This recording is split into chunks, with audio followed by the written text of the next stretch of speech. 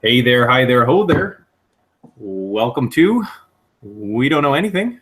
It's a very clever name. Yeah, also accurate. It's a podcast where we talk about something we don't know about. I am Cody, out here in sun slowly setting Orange County, California. And joining me from the center of the Gator Nation is Jamie. Say hello, Jamie. Hey, it's been so long we don't know anything about our cold open either. Cold open, just like SNL. Our opens are always hot. We got those hot takes. And then barging through the door, firing the hot takes from Ybor is Brandon. Wait, I'm not in Ybor. I'm in St. Pete. Yeah, same thing. Whoa. Hey, he didn't say Pinellas. We're fine. Get down. It's true. He didn't say Pinellas Park, so I don't have to, Put the lamp down. We're all family here. I will break things. Yeah, probably. All right. In lieu of our usual cold open, do you guys know anything about rocket science? No, not the slightest. But I think you do. Yeah, so that was, that's one of those things that I grew up around. I don't know anything about it. I don't know enough about it to disqualify me from this podcast, which is good. But I did grow up on the Space Coast. I went to astronaut high school, which to me, I grew up on Space Coast too, whatever, Cartoon Network. I grew up like across the river, like my window. I grew up on Space Ghost. Coast. Yeah, that's what I'm talking about. So to me, growing up, astronaut high school was just one of the two high schools, and I went there, and we went to college, and a friend of ours would always flip out. What? Astronaut high school? I was like, yeah. So who was that? That was Tana. Oh, okay. Yeah. Very excited. But I feel like flipping out about astronaut high school is like flipping out about astronaut ice cream. Like, oh my gosh, astronaut ice cream, and then you take a bite, and you're like, that's just dry, not as tasty ice cream. I feel sad inside. That's just terrible. It's terrible. Astronaut high school was marginally better than that, but hey. But no, that actually, my dad and my stepmom both worked out there, and that was always like one of my dad's prime dad jokes was like, well, it's not rocket science, but if it were. That sounds like something I imagine your dad would say. Because it's definitely something. It's definitely something. His dad said it in his wedding speech for Jamie's sister about it doesn't take a rocket scientist to pull this off, but it's like, oh gosh, no. So which character was your dad in Hidden Figures, Jamie? I haven't seen it, so I can't speak. Set in Virginia. Yeah. What? My dad's also not a beautiful African American woman, True. I know that's hard to tell. No. I guess it could be metaphorical. Like the shack or something like that. This took a hard left turn real quick. Yeah. All right. Let's try to actually let's talk about the science for 5 minutes, and then we'll talk about beards. Something like that. Well, I was thinking rocket science. Have you guys seen Guardians of the Galaxy? I've seen the first one. I'm still a few movies behind in the whole MCU, so didn't run out to the theaters to watch Volume 2. Volume 2 is really good. It's really good. Dave Bautista makes me laugh a lot. Yeah. Yeah. So if you recall, one of the things that I really love about Dave Bautista's character Drax, and that is that he's super literal. And I saw an article, and we may have talked about this. I can't remember if we did. So stop me if we did.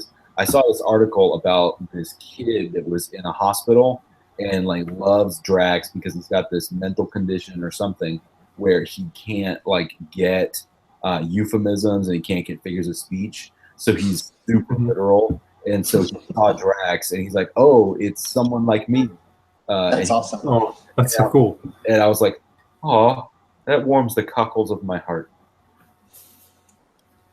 Okay. That's a real thing. Yeah, okay. Yeah, that's a strange turn of phrase. Look, Cool. but yes, it warms my heart. Mm-hmm. Dainty leash, Yes. Brandon. Dainty leash. It's a small heart, just like the French. So, what did you want to bring up about Guardians of the Galaxy, Cody? Rocket. Main character. Rocket Raccoon. Yeah, rocket science. Like, it's the science of blowing things up. I think he's pretty good at it. Rocket Raccoon definitely has a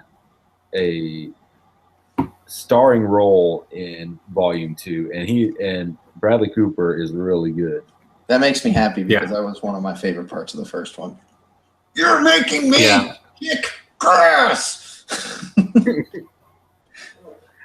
There's a funny story. We have for those listening, we all have a mutual friend who I'll just call him Charlie because that may or may not be his name. Just do that. So this person who may or may not be named Charlie he was telling me a story recently how in his office they say that like his spirit animal is a raccoon for whatever reason. He's just like mischievous, but it's like you'd have to be somewhat of a foul raccoon, and so like maybe like Rocket Raccoon. So this guy also tends to make jokes like, if you do something to me, I will poop in your pillow. And that's like been a running joke for him for a while. So in the new Guardians of the Galaxy movie, Rocket Raccoon threatens to put some poop in a pillow. And I was talking to him, he was like, it was the most surreal moment ever. You even said that like Rocket. Pretty perfect. One of the things I liked about watching out for Guardians of the Galaxy coming out is all the people making jokes about Neil deGrasse Tyson, like going to see the movie and criticizing everything non-scientific about it. I know we've talked before about like me watching Star Talk, and he is really funny about that because he's down to earth and he's a good communicator, but he also can, particularly his presence on Twitter, if either you follow him, he just has a lot of, well, actually in him. And it actually was really funny. He was good-natured about it. He tweeted, I think it was like opening weekend, maybe opening night, said something about, I guess I have to accept, the audible explosions in space because I've already accepted the bipedal talking artillery wielding raccoon. Yeah. I mean, there is a certain level of suspension of disbelief that it assumes, Right. Considering that there is a small walking and talking tree and a living artillery wielding trash panda. Yeah. To which somebody promptly tweeted back at him a picture of a raccoon standing on its hind legs. It was like, what'd you say about bipedal? So apparently I heard something about like how the term trash panda like originated in a Reddit forum. And somehow James Gunn like just thought that was hysterical, and that's how you hear the term trash panda come up in the movie. I don't know that I've ever heard that term, but it's awesome. I feel like I had heard it before. It's also not an inaccurate description of what a raccoon is. So bringing us back momentarily, being the Neil deGrasse Tyson of that. One other another thing that I've enjoyed is people like playing off of that actually habit of his. Like there's a really, really dumb, I can't remember what the account's called. I think it's like Fred Delicious. I've sent a couple of them to you, Brandon, because you would appreciate his sense of humor. But I think he's a Brit from a couple of the things he said. But there was one that he posted that was like, kid talking to dad at bedtime, like, Daddy, is the moon made of cheese? And the dad's like, ha ha, yeah, I guess so. And Neil deGrasse Tyson slides out from under his bed. Your dad's a liar, Timmy. So, but bringing it back to rocket science for a brief bit, because Elon Musk. Yeah, sure. I wasn't going there, but sure, let's go. Here is we're constantly trying to bring it back. It's bring you down from orbit, you might say. Oh gosh, Yeah, but he's always moving forward. We have some Also- of an elliptical orbit. You know, we get really far and we jet right back. And we get really close, almost talking on the subject. But no, Elon Musk, he's got all his stuff, Tesla, SpaceX, all his things that he's doing. The Boring Company. Okay, can Which- someone explain to me the Boring Company? Because I haven't had a chance to watch the videos yet. But So- is it a new company it's- or is it just like him being funny? I Go- think you it's take an it, actual. I think it's a legit thing that he's starting. Well, didn't the guys like because isn't like Jeff Bezos or one of these other guys like trying to do something that is similar to like SpaceX or something, and said that Elon Musk comes up with boring stuff or something like that? I thought it was like a joke. Like say, No, all the Boring Company was him. Like, I have a solution for traffic. You Right. dig tunnels under cities. I'm gonna get a tunneling machine and build it and start digging tunnels. Gonna call it the Boring Company. Ah, That was But- well, and that concept.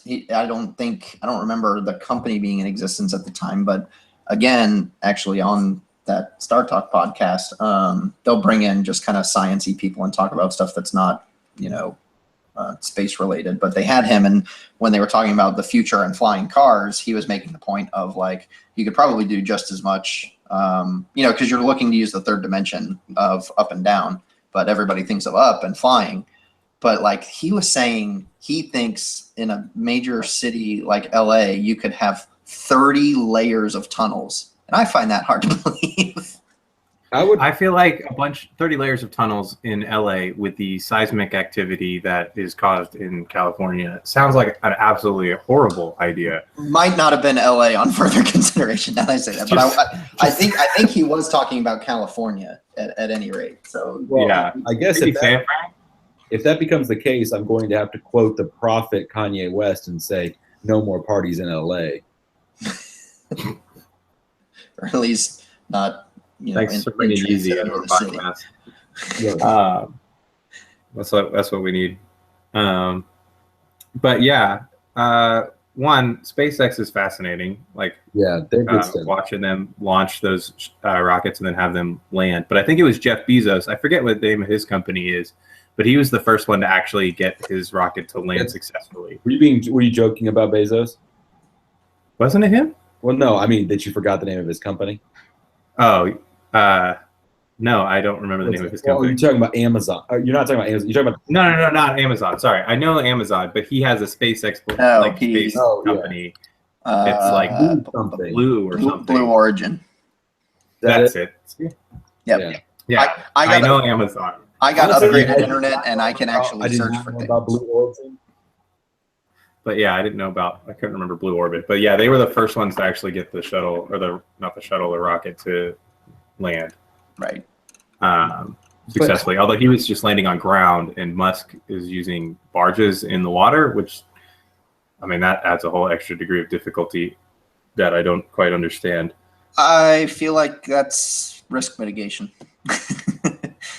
Because like if it lands and explodes, it's like, well, it's just in the water. Well, I mean, you could find desolate spaces of land, but yeah, I think it's a lot easier just to say it's out in the middle of the ocean, and if you have an accident, you don't have to worry about, people. True, but then you have to go get the ship. Whereas, like, you land it in the middle of nowhere in Nevada, which there's a whole lot of that. There is.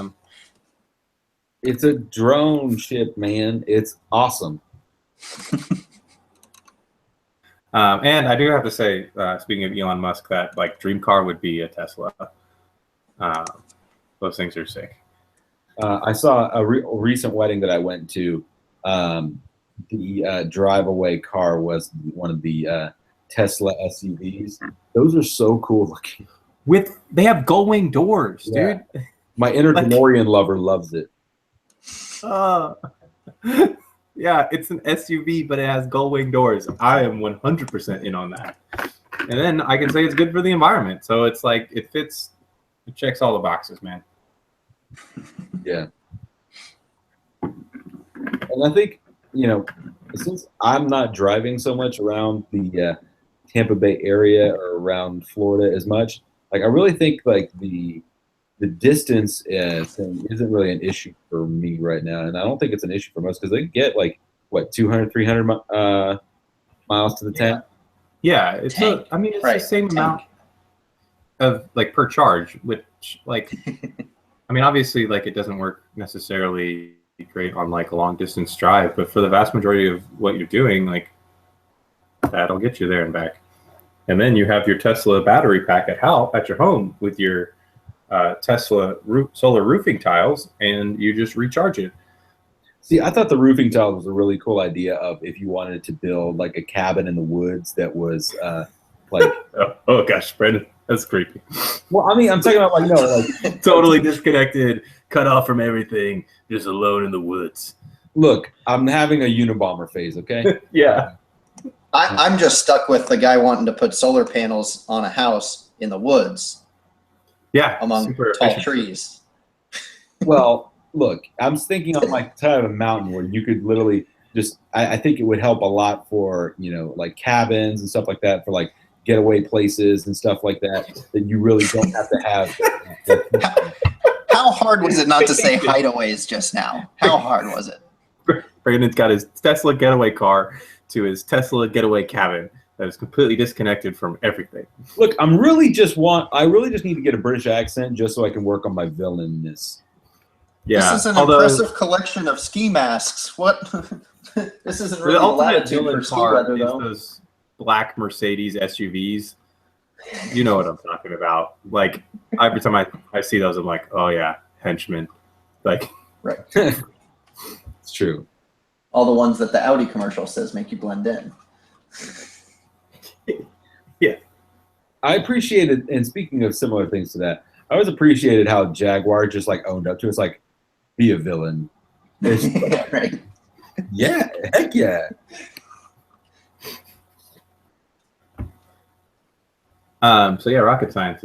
Right. Well, all three of us grew up, like, Jamie, you obviously grew up in the middle of the Space Coast, but like I grew up going and watching the space shuttle take off, and Same. with the sonic booms when they would return.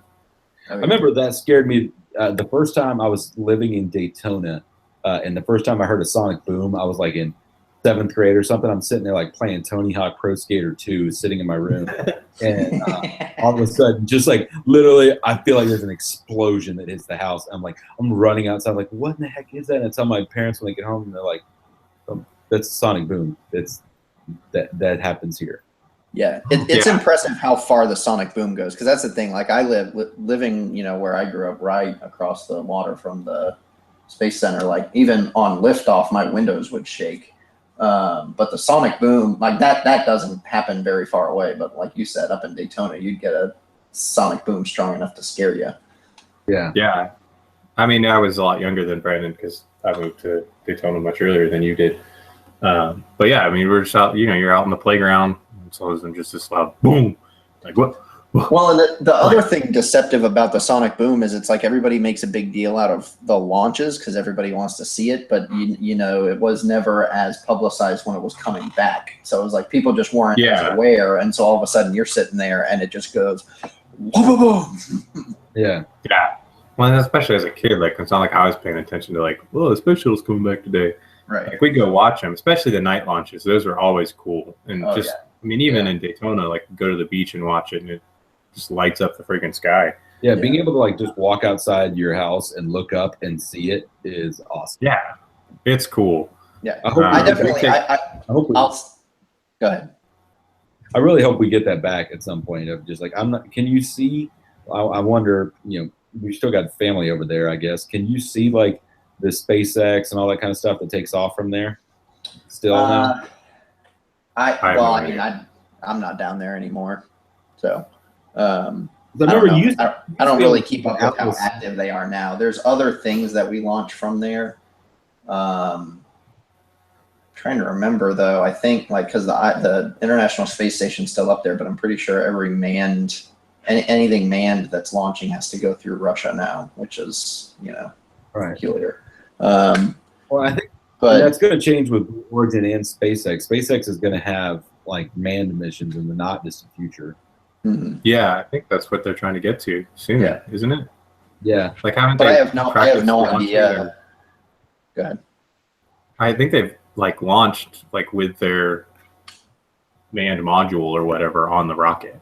Mm-hmm. Yeah, they just need to put stuff in it, but even so, that's pretty awesome. And you think that's like, oh, we're more confident in our drone technology to send it up than trusting humans. It's like the idea of like remote control like rocket ships is crazy to me. Yeah, but there's also, I mean, that's a risk mitigation factor, because I also remember what was the shuttle that blew up when we were in like 8th grade?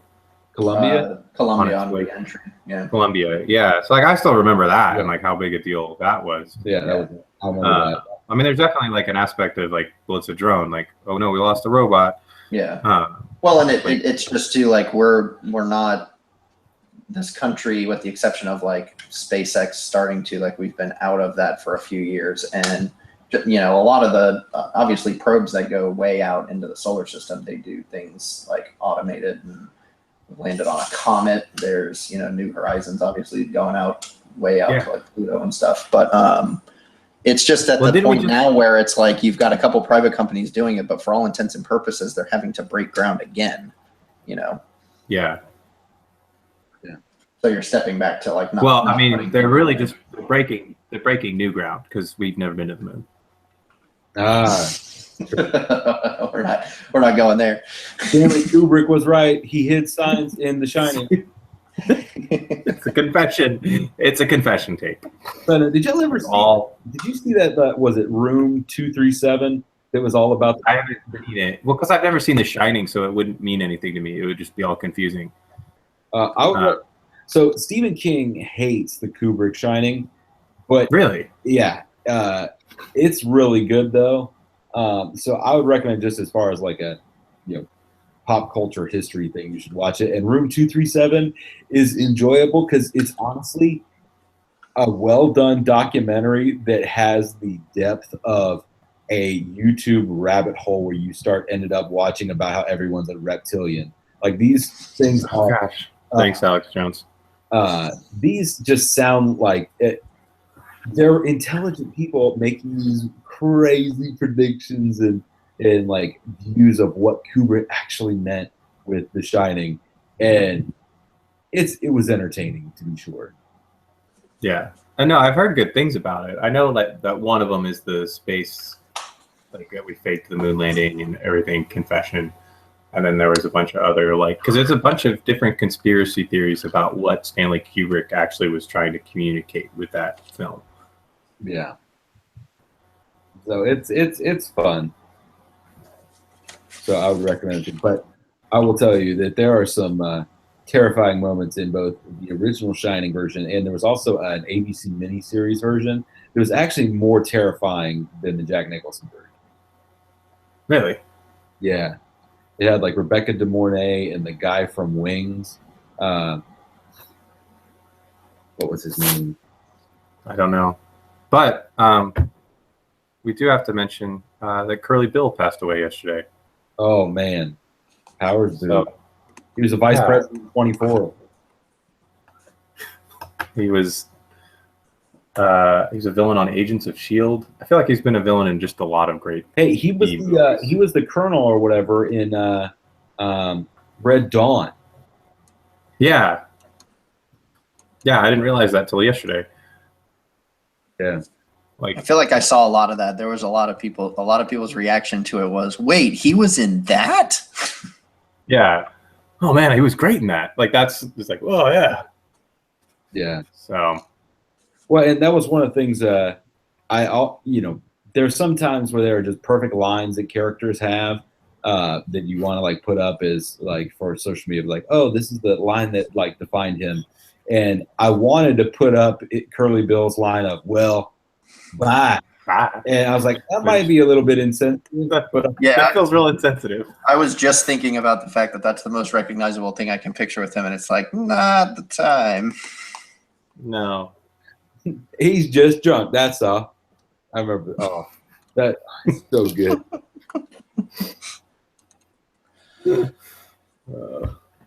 So good. But yeah, no, Powers Booth, man, like, yeah, I remember in 24, he was so good. Yeah. No, he seemed like a guy that always was real good whenever he was in. Like, enjoyable character. Yeah.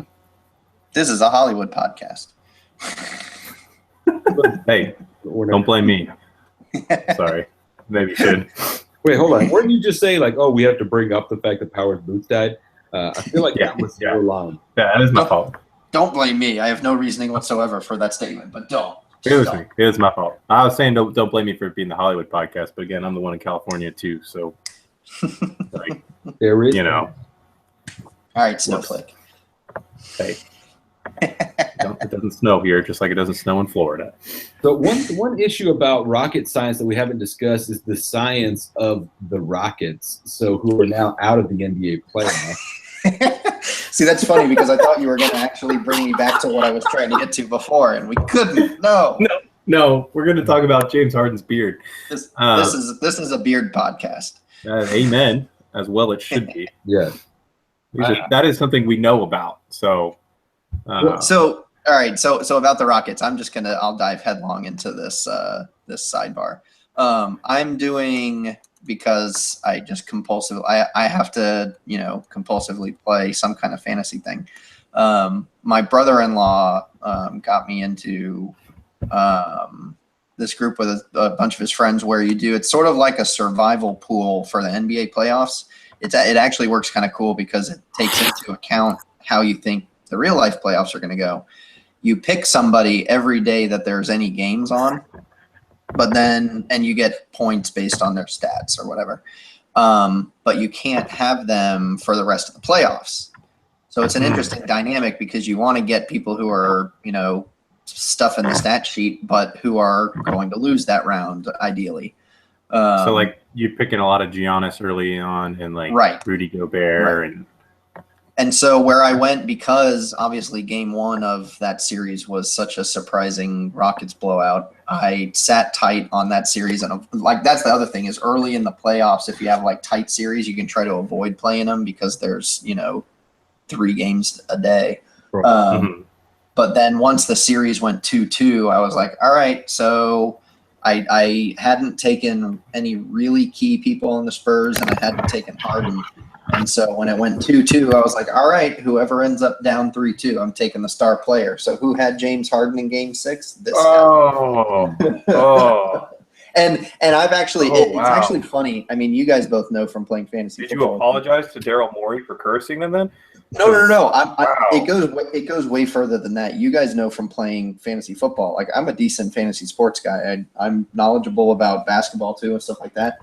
The couple of years that I have played this, I am awful for reasons unknown to me. And this year, it's almost laughable how much it's like they've gotten to the point where they're like, hey, Jamie, who are you picking? Because I don't want to pick that guy. The other night, game 6, I did the same thing with Wizards and Celtics. I took John Wall, and at halftime, he was 1 of 9 with 3 points. But he had a good second half and turned it around. But like, I was messaging the guys at halftime and was like, see, I told you, you guys didn't believe me. It's real.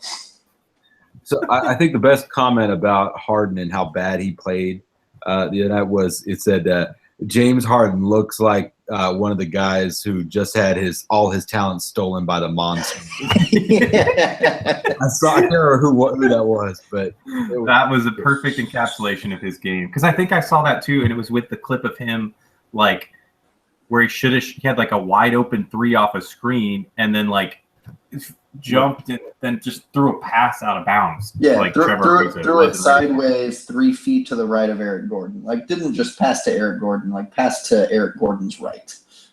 Yeah. Like he got up like he was going to shoot a 3 because he was wide open and was like, oh, I don't want to do it.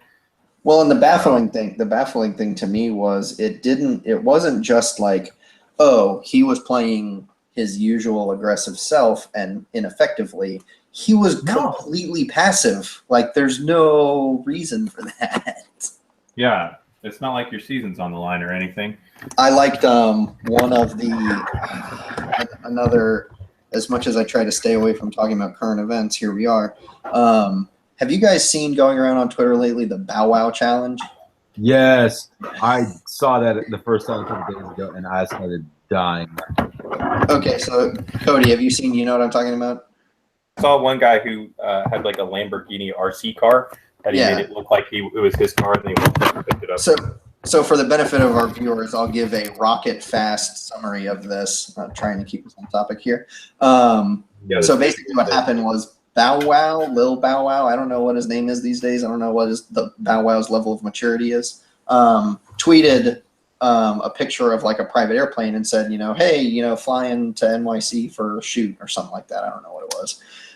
And like 20 minutes later, somebody tweets a picture of him in like a regular like commercial coach seat and is like, hey, Bow Wow just tweeted he's on a private jet, but he's on my plane. And so he had just posted like a stock photo of a private jet or something. So it's become this thing where people post like on the left something that looks nice and fancy and great, and on the right it's like, oh no, it's actually this. And so the night of, because that's going on now, the night of that, Rocket Spurs game 6, somebody posted Bow Wow challenge. On the left it was like the standard James Harden headshot of just his face, and on the right it was his shot chart. Oh my god.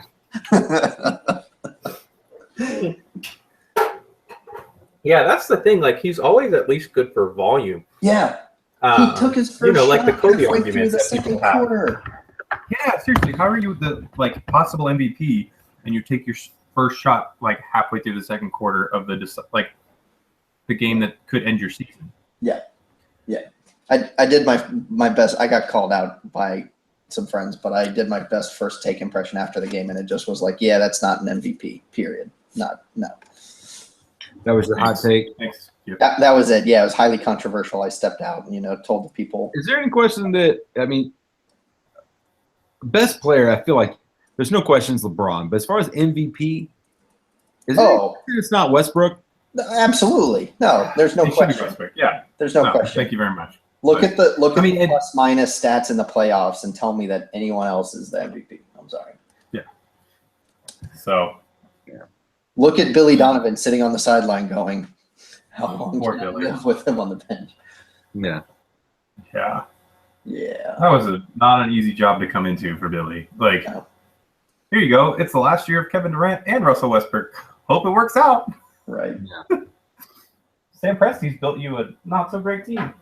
Well, no, I really wish that the NBA has got to find something to find parity in competition.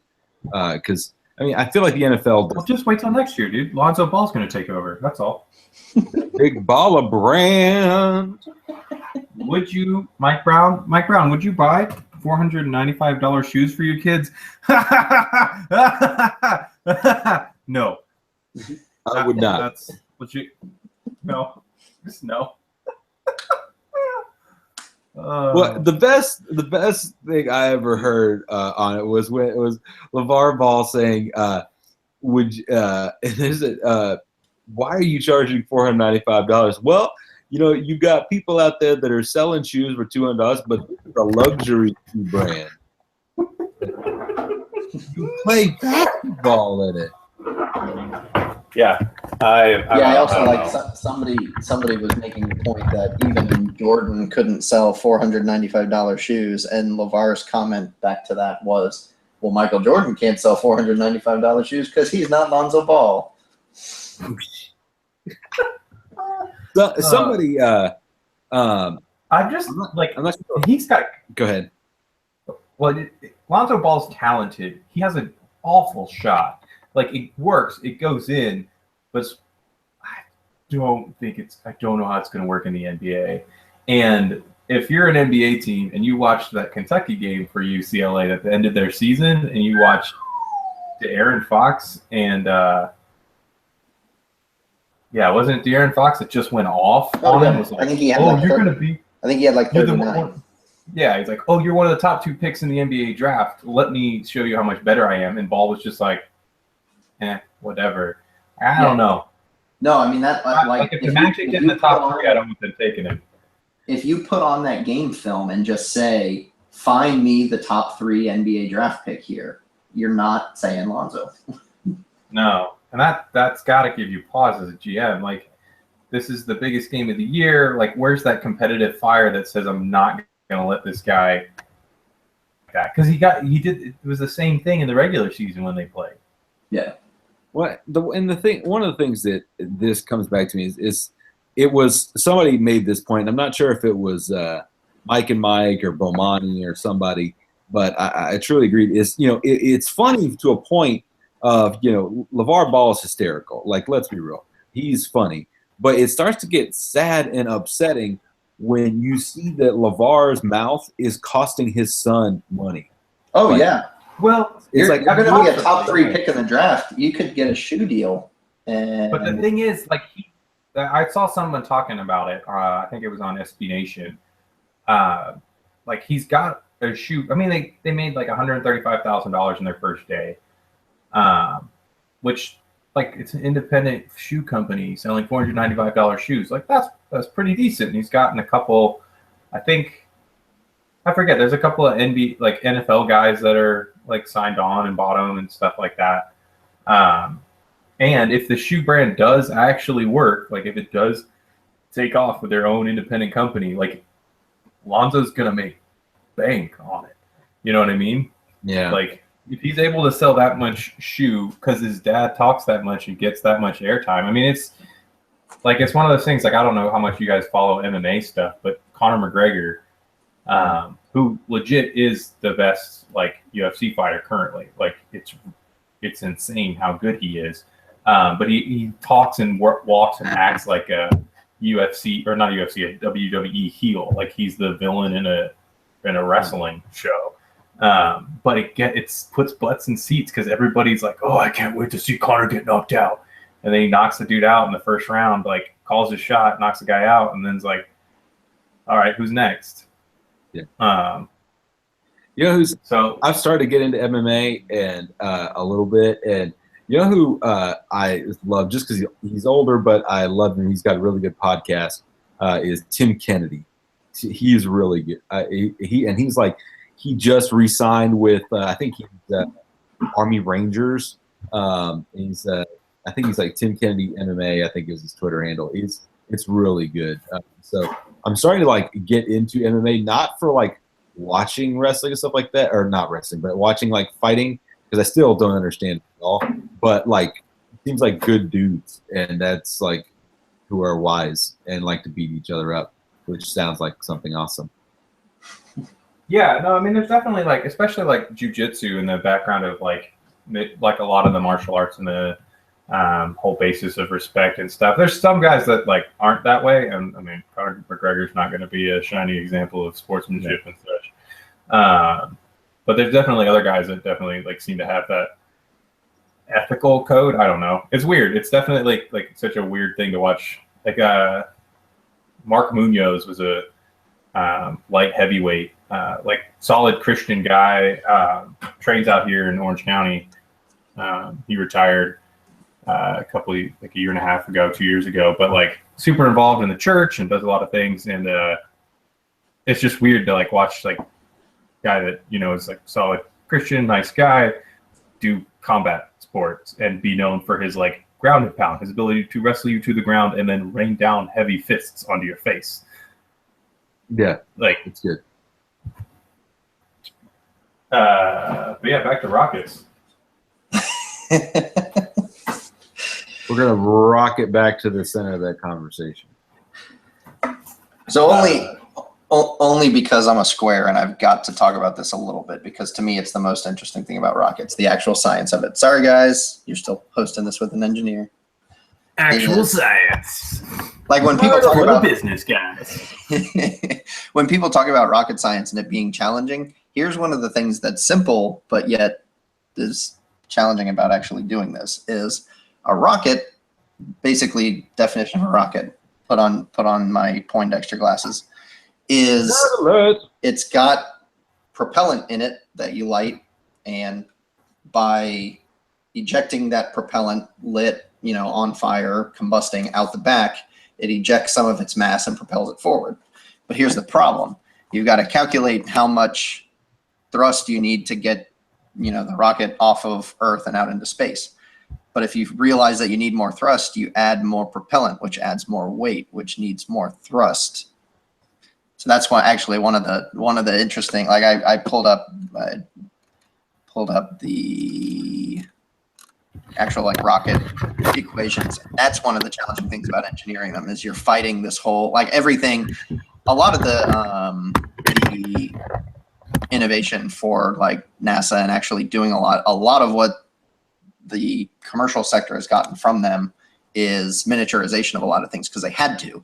Like if they want to study stuff in space, they've got to make it lighter because I was going to say, correct me if I'm wrong, but I don't know that I'm expecting you guys to correct me. I think it's like $10,000 a pound is like round numbers of what it takes NASA to launch stuff into space. No, I did hear something like that where they were trying, like, it was something where it was like NASA, it was like 10,000 or something like that. And then SpaceX, they were trying to get down to like $200 or something like that. Oh man, if they're able to do that, that'd be incredible. Cause that's just like, that's why they're trying to do the reusable rocket so that that's what all the space shuttle stuff, like it falls off and some of it's sitting up in space and the other parts are like bottom of the ocean. Right. Like none of it was reusable. It wasn't things like it's one shot. Solid rocket boosters, I think were, but I think the external tank burned up, I believe.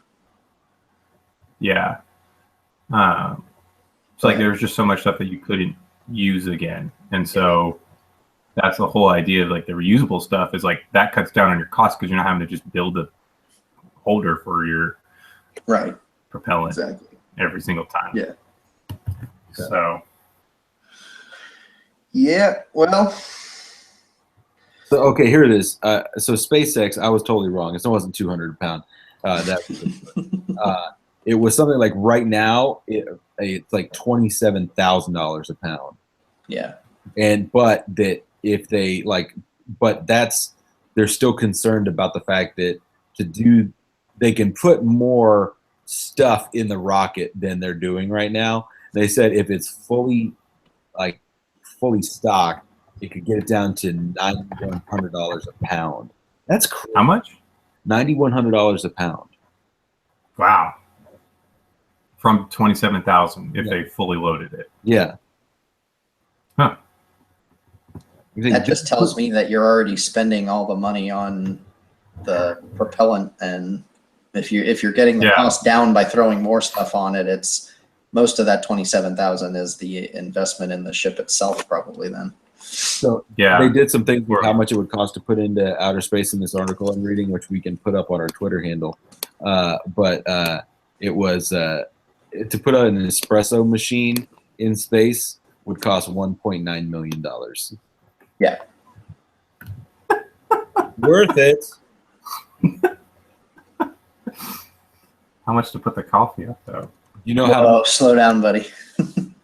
To put a gorilla suit in space would be $39,000. How much for a rocket raccoon suit? What about like an actual gorilla, though? Much heavier than a suit. Full grown 800-pound, like, Look, silverback. I know we want to bury Harambe in space. Yeah, I was gonna say I was picturing a living one, and it was like, yeah, this one's real non-compliant with the astronaut training. Really didn't like the centripetal force machine. Puked everywhere, though. It was terrible. Oh, speaking of rocket science, so I was in Disney World this weekend, and they have this mission to Mars thing that's in Epcot. Have you guys done this? It's been a while, but yeah, I've been on it. So it's there. Yeah, for our listeners who may not know, it essentially simulates the spinning machine that astronauts go through in training, and it makes you feel like you're getting all these G-forces coming down and you're taking off and going into outer space. Well, in this mission, you have like, they try to make it interactive, but really you're just pushing like a button, like one button. Like they divide you up into groups and you've got this one mission thing that you've got to do, and everybody has their own little mission spec thing.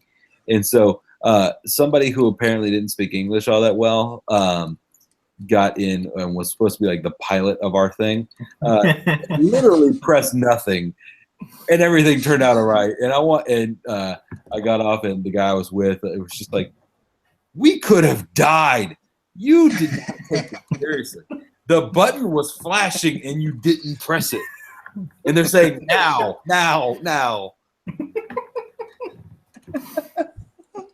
So I feel like there's just, some people just don't want to go to space. I told my kid the same thing when we were on Dumbo. Press the button. We could have died. We could have died. Fair enough. You needed to pull up. I think rightly so. I have not gone on the Dumbo ride since I was a wee lad. Since you were wearing Jinko jeans? Even before that. Nah, man, my mother would not let me get Jinko jeans, so I got knockoff Jinko jeans. That's so much worse. Just so much worse. Cody, Or they you were just there. called, like- You remember. No, I was not there. I did not know you then. I knew you in high school. Oh, yeah, that's true. Middle That school. was middle school days. You were way beyond that. I'm picturing knockoff Jinkos being called like Jean Co., like Jean Company. Yeah, I mean, I think it was back when I was fond of the Sears Roebuck. When I was high class. Is Sears still open, or did they close? I remember hearing something about them closing down stuff.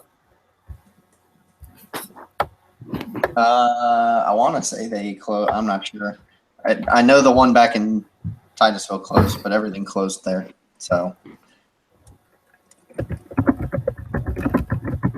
I literally have no idea about Sears and its existence or non-existence. yeah, there's no Sears in my immediate vicinity, so I couldn't tell you. So you could Did say Matt Damon show up on your mission to Mars, by the way? what's that? Did Matt Damon show up on your mission to Mars thing? Yeah, somebody left him, and we had to go get him. It's kind of like a recurring deal. The original space pirate.